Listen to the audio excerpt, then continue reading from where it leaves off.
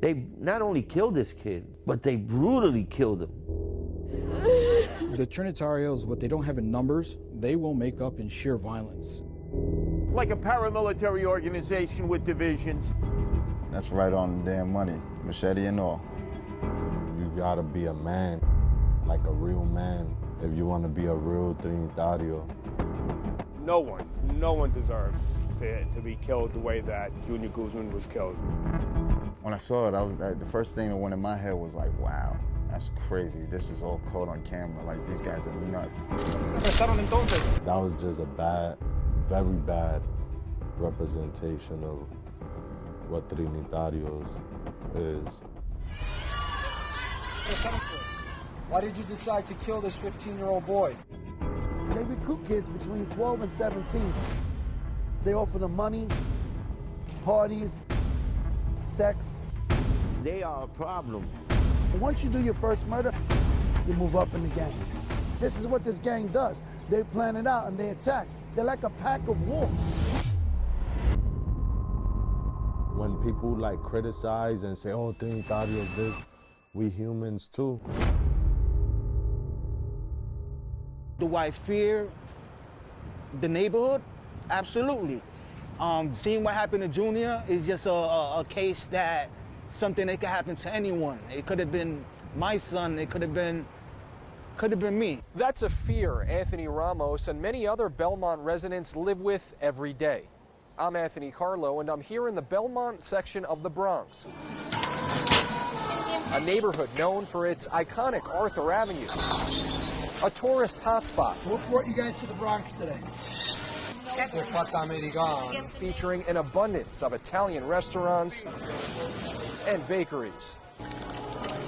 Ramos lives only a 3-minute walk away from here over on Bathgate Avenue, but he says he might as well live in a different world. This way is a lot of despair, a lot of people walking around in darkness. It's just this side over here is just dark. June 20th, 2018 was a night darker than usual. Lisandro Jr. Guzman Feliz, a Belmont teen and friend of Ramos, was hunted down and killed by members of the Trinitarios, a violent street gang right outside of a Bathgate Avenue bodega. The death shattering a family. They all killed my son. Uniting a community. I'm a mom of a 9-year-old, so it's too much. And showing the world that the Bronx is home to some ruthless gang members. How vicious is it? Oh, they'll kill their mothers for $5. They'll kill anyone. There is no limit, no distance they will not go. I'm Private Investigator Manuel Gomez.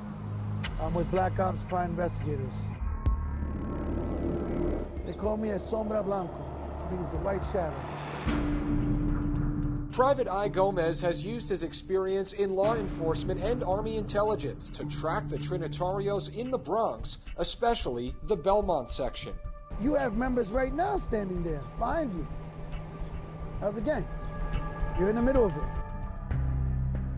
The middle of what authorities call Sunset Territory. The Trinitarios are divided into rival chapters, Los Sures and Sunset. And then I found out that they were at war with each other, even though they're part of the same gang. The night of Junior's murder, investigators say the Los Sures were looking for members of their rival, Sunset, in Belmont. They allegedly drove to the territory of the Sunset Group, came upon Junior. An innocent young man with a great future was unjustly targeted and brutally murdered.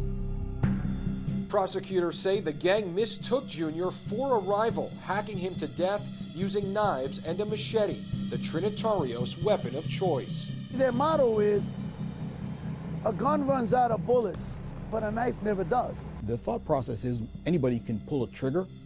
From a distance, you can pull a trigger and kill someone. But to use a knife, I have to get very close to you. It's very personal, it's very tough. You know, you gotta be a real man to get so close to someone and use a knife. The fatal attack leaving a 4-inch deep wound to the 15-year-old's jugular. Sharpen it up and do a lot of damage. The NYPD cracking down on the Trinitarios after Junior's death, racking up more than a dozen arrests. We will not tolerate thugs on the streets of the Bronx, whether it's Trinitarios or any other gang. A lot of them were out, a lot of the leadership were out, and the cases didn't stop here. One by one, law enforcement dismantling the Bronx Trinitarios chain of command, taking down suspected gang leader Diego Suero, aka Psycho, who prosecutors say gave Los Sures the green light to attack Sunset the night of Junior's murder. Frederick Then, aka Colita, believed to be second in charge. And public enemies number one, Jonaiki Martinez Estrella, Jose Muniz, Manuel Rivera, Antonio Santiago, and Elvin Garcia, all convicted of murdering Junior.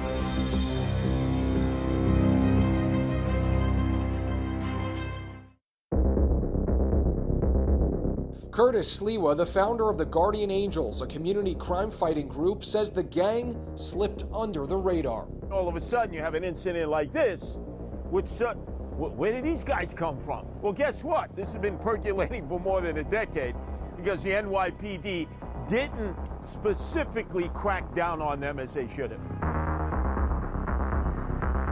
Sunset, which operates out of Sunset Park, Brooklyn, expanded to the Bronx and had been beefing with the Los Sures set of the Trinitarios, another Brooklyn set that had also expanded to the Bronx. The Los Sures working with the Bad Boys, a Bronx Trinitarios chapter, to take Sunset down in the borough in June of 2018. Law enforcement says it was a bloody month as Trini sets engaged in a power struggle.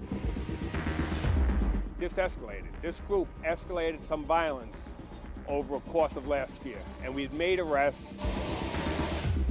but none of the violence, even that we made arrests for, escalated to the level of what happened with Junior.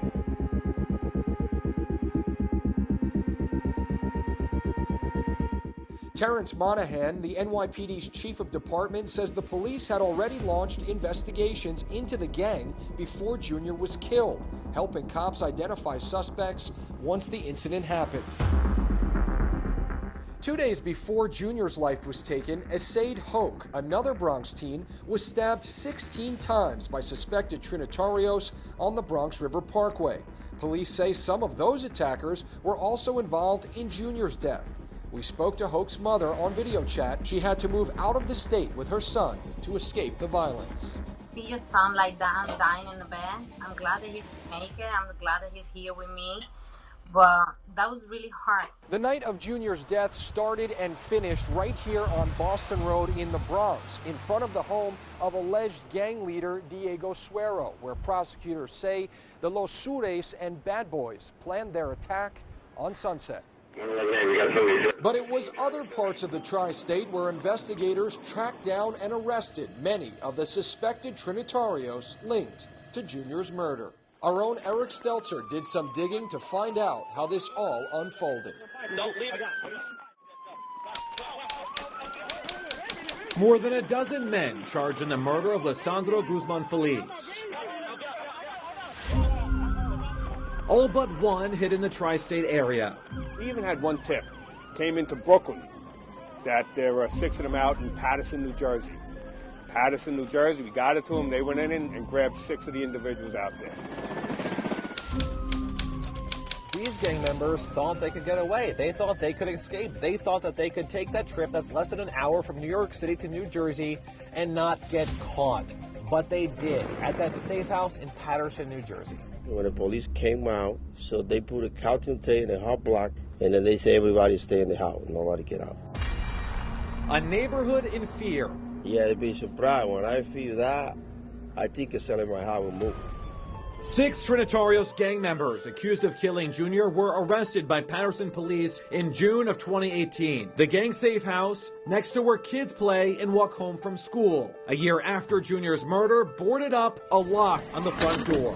We spoke to neighbors who described this area as being quiet, but they say when these men moved into this home, they were anything but quiet. They were partying in the backyard. They were bringing over, they say, underage girls, staying up late at night, and if they were staying under the radar, or at least trying to, they weren't doing a very good job at it. Hiding in this home, Manuel Rivera, Antonio Santiago, Jonike Martinez Estrella, Danel Fernandez, Jose Muniz, and Jose Tavares, who according to police jumped out of the window and ran to the back of the home, going up the stairs to a second-floor apartment. Investigators say Diego Suero raised money to hide those gang members inside of this home. This year, the gang safe house in New Jersey. And right here, check this out, 157. According to investigators in court, that means a real Trinitario. We know, and we've always seen a tie between New Jersey and New York's Trinitario population. They go back and forth. Edwin Torres is a special agent with the New Jersey State Commission of Investigation, an independent agency focusing on street gangs and organized crime. This one kid's dead, and for what? To be a part of an organization that absolutely could care less. A violent gang, largely funded by deceit and the drug trade. Second most profitable thing that they do, credit card fraud and identity theft. When you're traditionally looking at them as a drug organization, now we have to retool and look at them differently for financial crimes, white-collar crimes. There's a case that happened in Jersey here where a kid joined a gang at 12 and was dead by 13. And the person that killed him was 16. Junior didn't make it to 16. The teen killed at 15 years old by an organization that weaponizes fear. The same fear law enforcement wants to strike in gang members by putting them behind bars. And a community that isn't afraid to speak out against their terror. There's no place in my heart for that. So we look at each other, everybody. You look out for each other? Yeah. Coming up, I'm still like a part of them. we speak exclusively with a Trinitario who condemns the actions of his own gang. I was disgusted. And gang members now doing good for the community. There is no solution in sitting there propagating more violence.